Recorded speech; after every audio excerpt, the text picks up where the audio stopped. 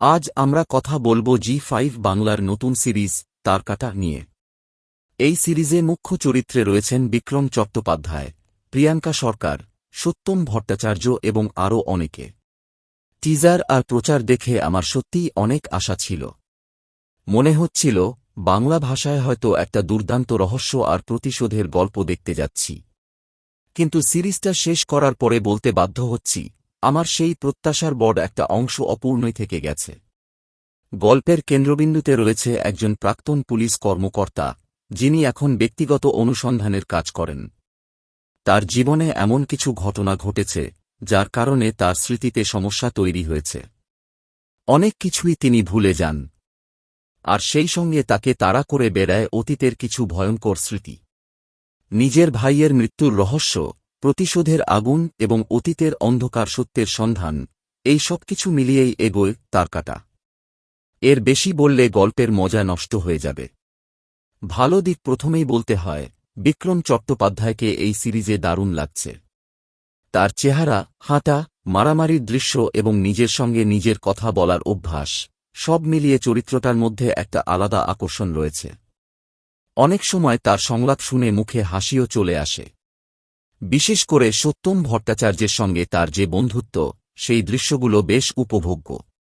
আরেকটা বিষয় আমার ভালো লেগেছে, সেটা হচ্ছে মারামারির দৃশ্যগুলো। খুব বড় কিছু না হলেও যত্ন নিয়ে তৈরি করা হয়েছে। কিছু দৃশ্যের চিত্রায়ন এবং দৃশ্য পরিবর্তনের ধরনও দেখতে সুন্দর লাগে। পেছনের সুরও মোটামুটি ভালো কাজ করেছে। এবার আসি সমস্যার কথায়। আর সত্যি বলতে, সমস্যাগুলো কিন্তু ছোটখাটো নয়। সবচেয়ে বড় সমস্যা হচ্ছে গল্প। গল্পটা খুবই সাধারণ। অনেক জায়গায় কি ঘটতে চলেছে সেটা অনেক আগেই আন্দাজ করে ফেলা যায়। আর শেষের চমক, সেটাও খুব একটা অবাক করতে পারেনি। আরেকটা বিষয় হল, অনেক চরিত্রকে ঠিকমতো সময় দেওয়া হয়নি। প্রিয়াঙ্কা সরকারের চরিত্র হোক কিংবা অন্য গুরুত্বপূর্ণ মানুষগুলো, তাদের নিয়ে আরও গভীরে যাওয়ার সুযোগ ছিল।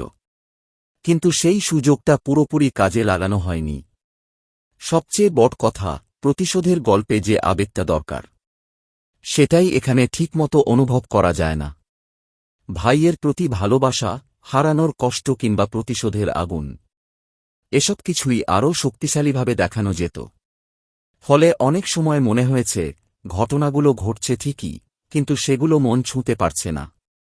আর খলনায়কদেরও খুব একটা ভয়ঙ্কর মনে হয় না। যে ধরনের শক্তিশালী প্রতিপক্ষ দেখার আশা ছিল, সেটা এখানে পাওয়া যায় না। ফলে নায়কের লড়াইটাও অতটা কঠিন বলে মনে হয় না। সব মিলিয়ে তারকাটা আমার কাছে খুব বড় হতাশা। হ্যাঁ, বিক্রম চট্টোপাধ্যায়ের অভিনয় ভালো। কিছু হাসির মুহূর্ত আছে। মারামারির দৃশ্যগুলো মোটামুটি উপভোগ্য। কিন্তু একটা ভালো রহস্য আর প্রতিশোধের গল্প হিসেবে এই সিরিজ আমাকে পুরোপুরি সন্তুষ্ট করতে পারেনি। আমার হিসেবে তারকাটা একবার দেখা যেতে পারে, কিন্তু এটা এমন কোনো সিরিজ নয় যেটা শেষ করার পরে দীর্ঘদিন মনে থেকে যাবে।